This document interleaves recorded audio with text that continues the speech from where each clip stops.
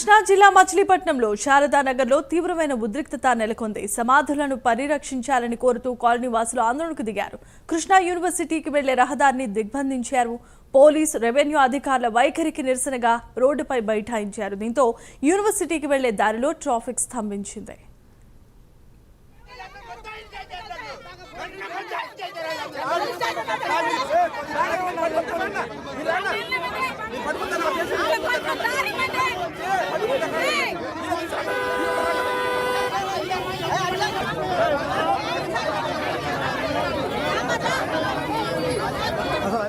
Constable ఊరుగాని ఊరు అతను వచ్చి ఇక్కడికి వచ్చి ఇక్కడ బతుకుతా ఉద్యోగం చేసుకుంటా మా శ్మశానాల్లోకి వచ్చి మమ్మల్ని పర్మిషన్ అడిగి కట్టుకుంటున్నాడు.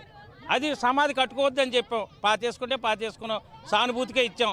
ఇవాళ ఏం చేస్తున్నాడు, 300 మంది 400 మంది కుటుంబాల మీద ఇప్పుడు 4 సార్లు 5 సార్లు కేసు పెట్టాడు. పోలీసు వాళ్ళు కాడ ఆయనకి సపోర్టు.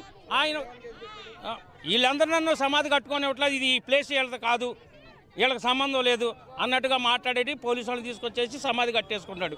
ఎంఆర్ఓ గారు సమాధి కట్టొద్దని చెప్పాడు. కట్టొద్దు అన్నప్పుడు ఆపాలుగా నిన్న వచ్చి సమాధి కట్టేసుకున్నాడు. కట్టేసుకుని 300 కుటుంబాలు 400 కుటుంబాల మీద ఇప్పుడు 4ఓసారి 5ఓసారి కేసు పెట్టాడు. ఏంటి అహంకారం?